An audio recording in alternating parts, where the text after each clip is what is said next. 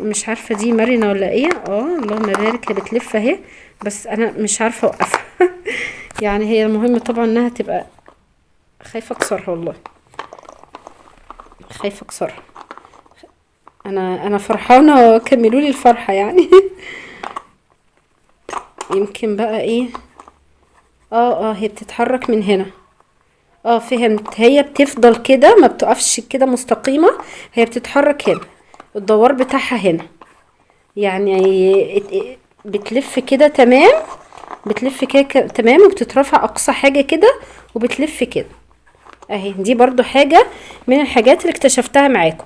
يبقى هي بتلف كده تمام 360 درجه، اقصى ارتفاع ليها كده، وبتلف كده الاتجاهات بتاعتها. والله ما.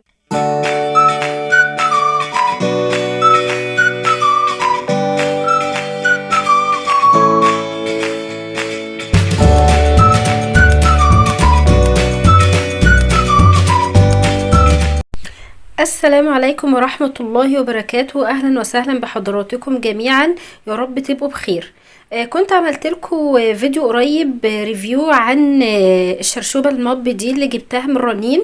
ووقتها قلت لكم ان انا عندي مشكلة، ان انا لما باجي ارفعها كده اخرها معايا بتبقى زاوية 45 درجة، زاوية كده، بس اخرها كده ما بتترفعش للاخر.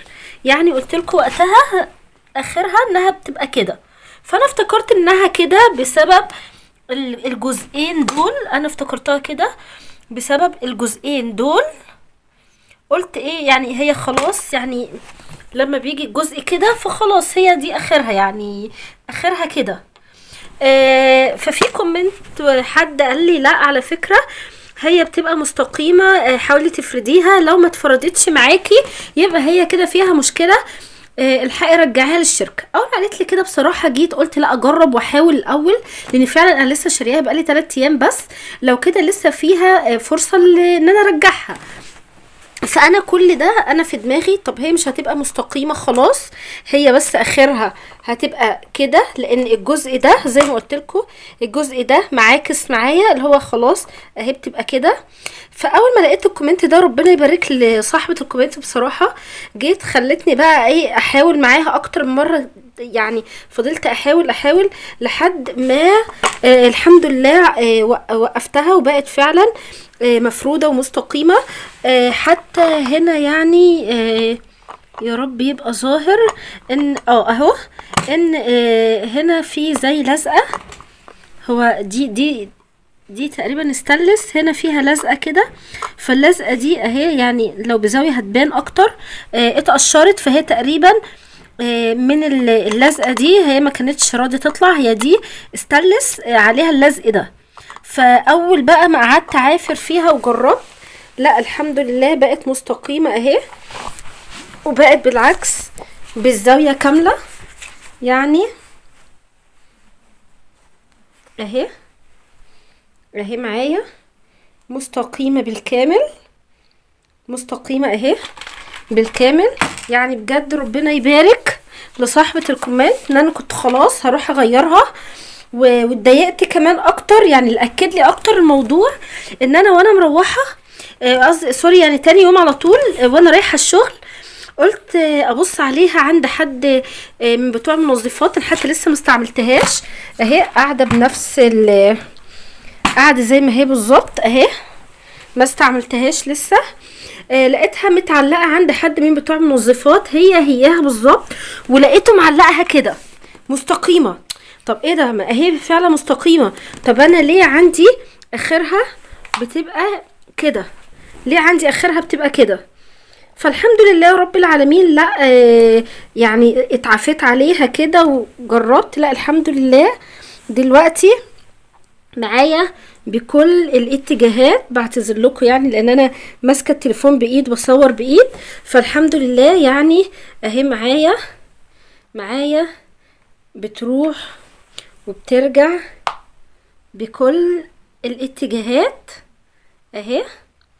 فالحمد لله. وطبعا برضو بتلف معايا الدايره دي، برضو بتلف معايا. فيعني اللهم بارك. صلاة المغرب.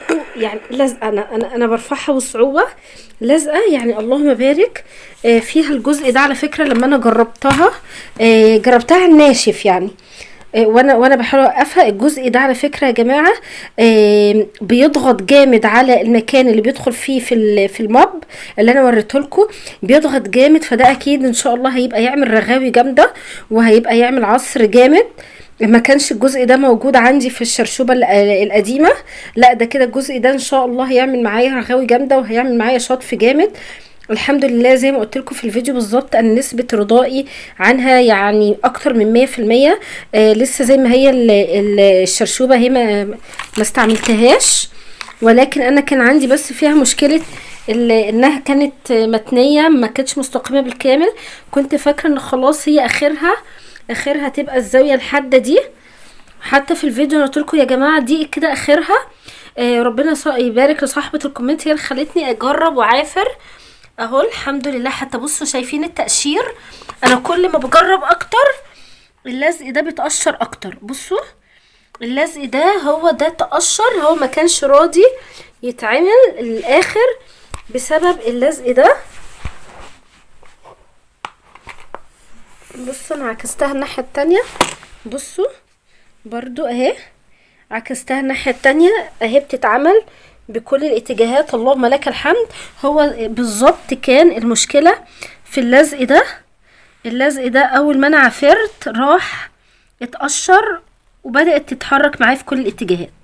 اول ما اللزق ده اتقشر بدأت تتحرك معايا في كل الاتجاهات.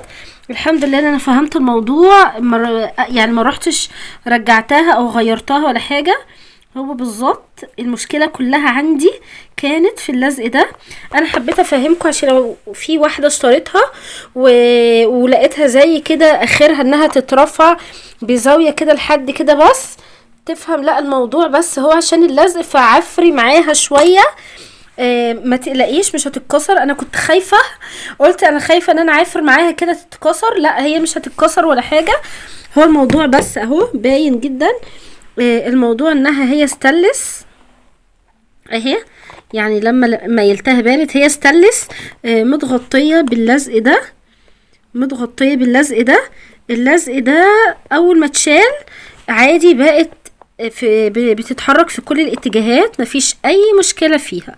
فانا حبيت انقلك تجربتي علشان لو انتي اشتريتيها واتفرجت على الفيديو بتاعي وانا بقول لكم هي اخرها زاويه 45 درجه كده، لا هي مش اخرها زاويه 45 درجه. انا جايه اصحح المعلومه اللي انا قلتها لكم عشان انا ما كنتش لسه طبعا جربتها، ولحد الان اصلا ما جربتهاش، ما كانتش عندي المعلومه كامله. انا كده دلوقتي بجيب لك المعلومه كامله بعد ما جربت، بعد ما فهمت. كنت خايفه ان انا اكسرها، قلت الجزء ده خايفه ان انا يعني اعافر فيتكسر، وانا مش عارفه يعني لو اتكسر هتبوظ ايه اللي هيحصل. لا الحمد لله رب العالمين. لا لما تجيبيها ان شاء الله، لو انت ناويه تجيبيها ولقيتيها تترفع معاكي بس كده، لا كملي. هي بس بسبب اللزق ده حته من اللزق هتتشال، حته من اللزقه هتتشال وهتظبط معاكي وتلفي معاكي 360 درجه. وان شاء الله يا رب العالمين لو واحده فيكم جابتها تعجبها وتتهنى بيها يا رب. وشكرا جدا جدا جدا لصاحبه الكومنت اللي قالت لي وخلتني اجرب وعافر، وشكرا ليها ان انا برضو كنت انا ما عفرتش جامد، كنت رايحه ارجعها للشركه. الحمد لله ما رجعتهاش للشركه، الحمد لله سليمه زي الفل. وان شاء الله بعد الاستعمال كمان تعجبني جدا. يا رب يكون الفيديو بتاعي افادكم يا رب العالمين. دمتم في رعاية الله، والسلام عليكم ورحمة الله تعالى وبركاته.